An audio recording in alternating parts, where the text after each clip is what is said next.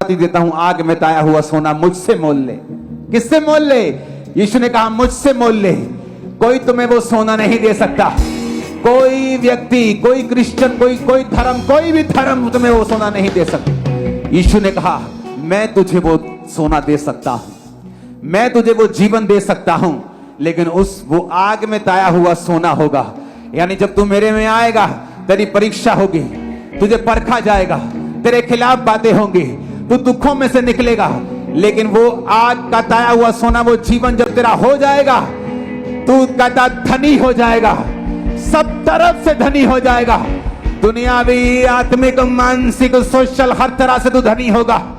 आमीन खड़कने वाला चाहिए ऊंची आवाज। कहता श्वेत वस्त्र ले ले। ये सारी चीजें यीशु के पास है। कोई ऑफर नहीं कर रहा, क्योंकि किसी के पास नहीं है। कोई नहीं कहता मैं तुम्हें डिलीवर करूंगा, कोई नहीं कहता मैं तुम्हें आजाद कर दूंगा, कोई नहीं कहता मैं तुम्हें इस धरती पर तुम्हारे कर्मों को खत्म कर दूंगा। तुम्हारे कर्म, लोग बोलते हैं कर्मों दही, कर्मा दही साहब है जी, पिछले कर्म, पिछले कर्म।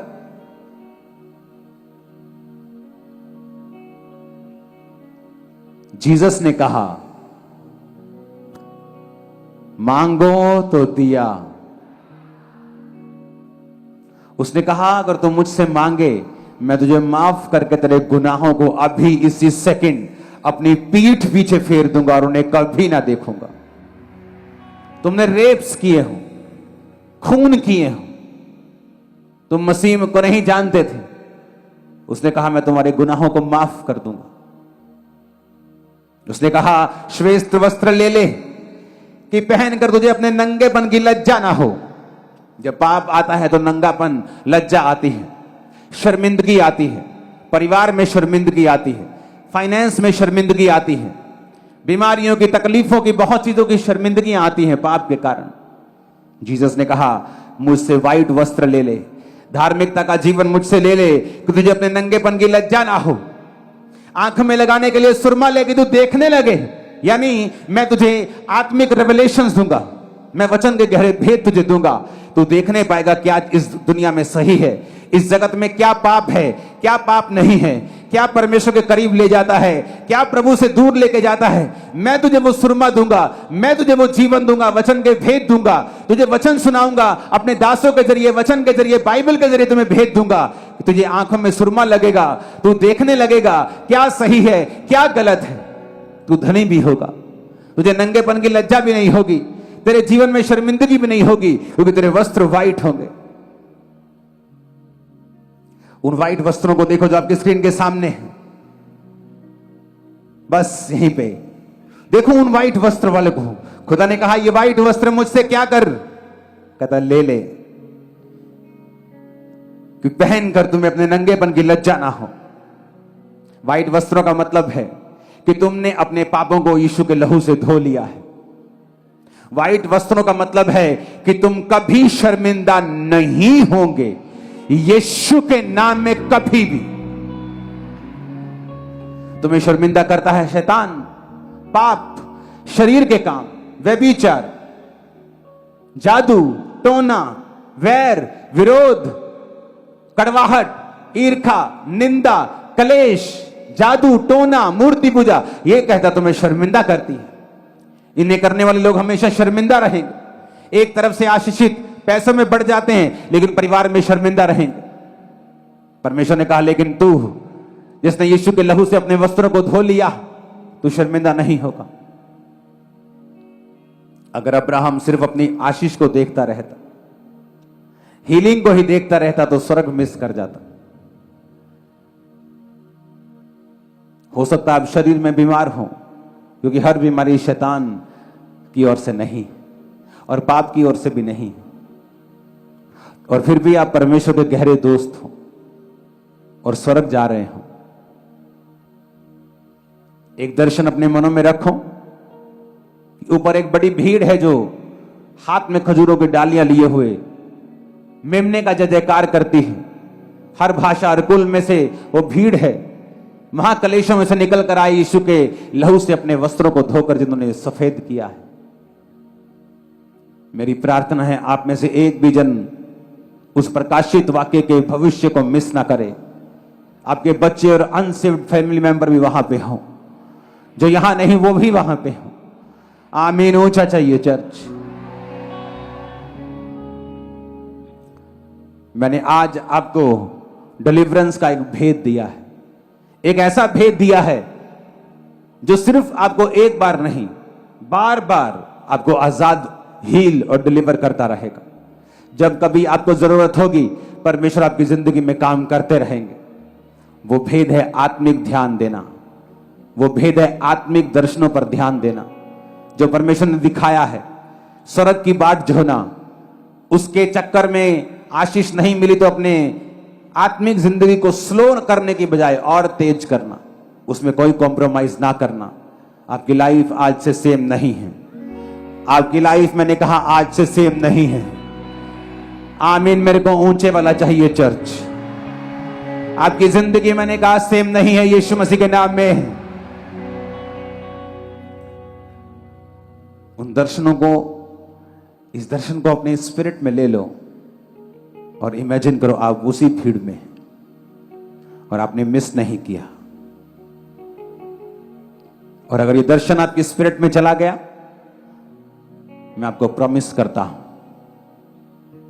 आप धरती पर कोई ब्लेसिंग को मिस नहीं कर पाएंगे, क्योंकि वो छोटी चीजें होंगी आपके लिए।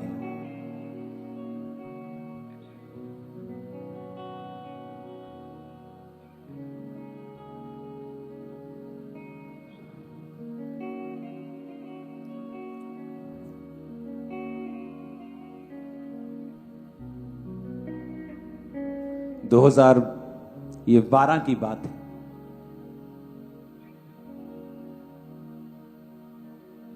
एक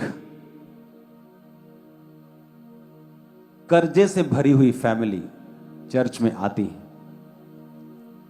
सिर के पैरों से लेके पैरों के तलवों तक।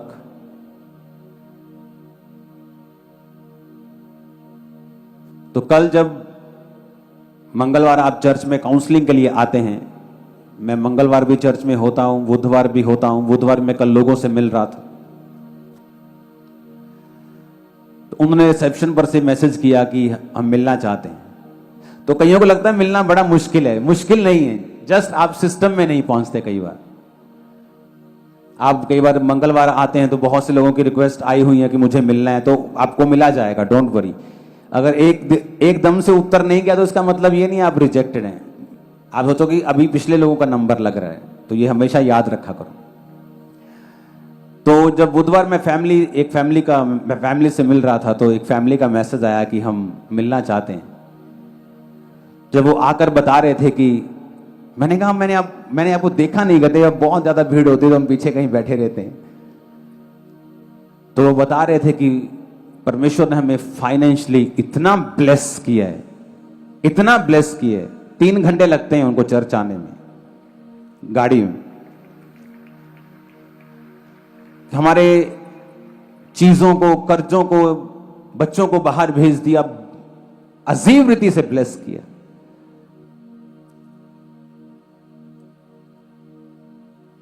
और लोगों को लगता है कि इतने लाख लोग आते थे, मुझे शायद पहचान नहीं। 15 साल पुराना बिलीवर भी चर्च में होगा ना, तो मैं उसको देख लेता हूं, तू यहां बैठा है आज। पास्टर्स अपनी भीड़ों को पहचानते हैं। तो कल वो टेस्टिमनी जब दे रहा था,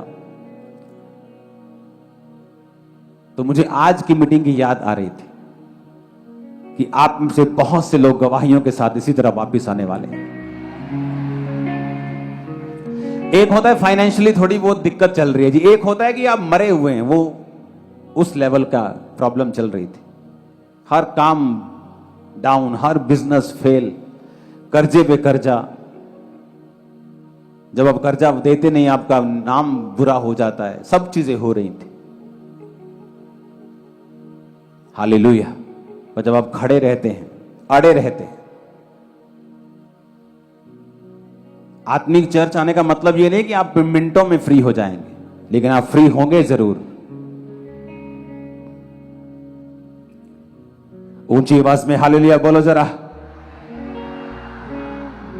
ये मेरी लाइफ का एक्सपीरियंस भी है।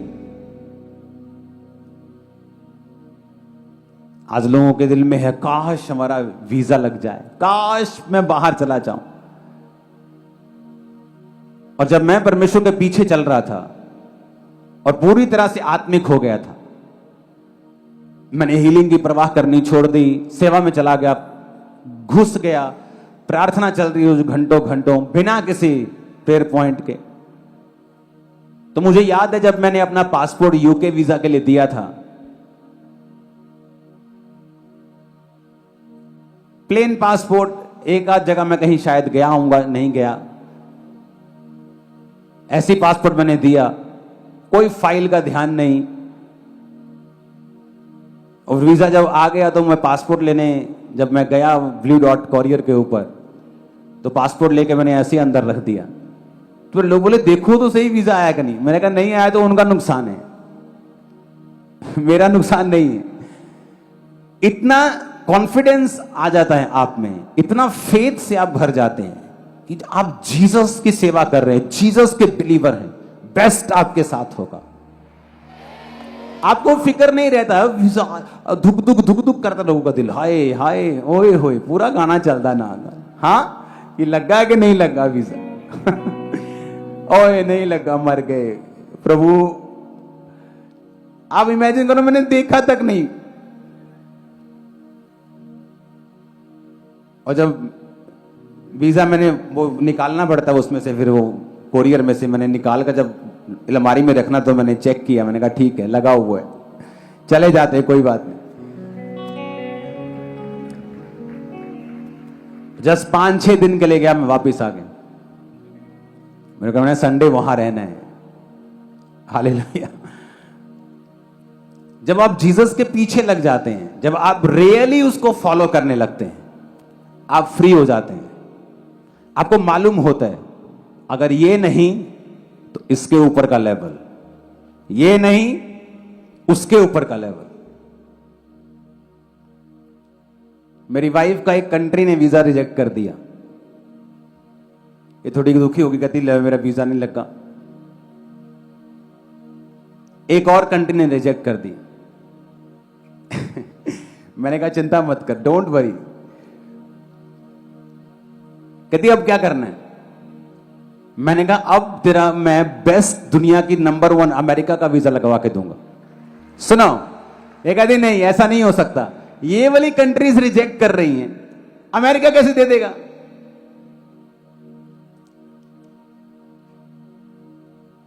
मैंने कहा उन्होंने रिजेक्ट किया है, अमेरिका देगा। मैंने इसका पासपोर्ट अमेरिकन एम्बेसी में भेजा, इसका इंटरव्यू हुआ, वीजा लग के वापिस आया 10 साल का और कोई इनमें से यकीन नहीं कर रहा था, क्योंकि पासपोर्ट जब आप एम्बेसी में भेजते हैं, यूएसए में आपका इंटरव्यू होती तो वो वहीं से बता देते हैं, okay you will receive your passport in 1 week. आपको बता देते वीजा लग जाएगा, नहीं लगे तो उसी समय बता देते no I am not satisfied, उसी समय बता। इसको बोल दिया उस औरत ने, okay you will receive your passport and visa in 1 week. इसको यकीन नहीं हो रहा था कि ऐसे कैसे हो सकता है, घर आकर भी डाउट में कहती नहीं लगा होगा। मैंने कहा लग गया, जब आया पासपोर्ट तो लग गया। बच्चों को उसके बाद जाने की भी जरूरत नहीं होती, उसके ड्रॉप बॉक्स में डाल दिया तो बच्चों का अपने आप 10-10 साल का लग के आता है। इमेजिन करो मैं इतना कॉन्फिडेंस में क्यों था, इतने फेथ में क्यों था? जब आप जीसस के पीछे हैं, बेस्ट आपको मिलना ही मिलना। एक कोई शैतान नहीं रोक सकता उसको, नथिंग, कोई नहीं रोक सकता। मैं आपको बता रहा हूं, हो सकता है जिस चीज के आप पीछे पड़े हों वो आपको ना मिले, क्योंकि परमेश्वर ने उसके ऊपर कुछ रखा। तो ये कॉन्फिडेंस और फेथ चाहिए होता है जब आप स्पिरिचुअल दर्शन में होते हैं, जब आप एक दर्शन बना लेते हैं कि मैं स्वर्ग जा रहा हूं, मैं स्वर्ग का अधिकारी हूं। इस दुनिया में फिर शैतान गेम्स खेलने की जो कोशिश करता है, आपको वो इफेक्ट नहीं करती। आप सिर्फ पुकारते प्रभु मुझे इस दुख से आजाद कर, मुझे डिलीवर कर, मैं तेरा बंदा हूं, तेरी बंदी हूं। लेकिन आपके मन में यह नहीं होता कि मैं चर्च में नहीं जाऊंगा। अगर है तो इसका मतलब आप अभी स्पिरिचुअल नहीं है और शैतान आपकी लाइफ में फुल गेम खेलेगा।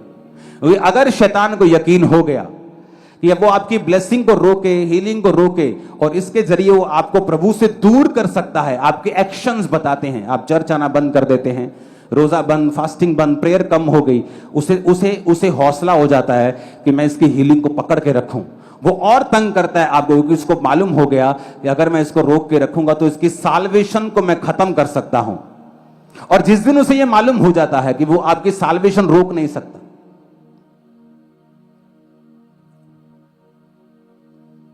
जिस दिन उसको ये पता चल जाता है कि वो आपकी साल्वेशन को रोक नहीं सकता, तुम्हारी लाइफ में कुछ भी चल रहा हो, तुम परमेश्वर से हटने वाले नहीं हो, वो हट जाता है पीछे।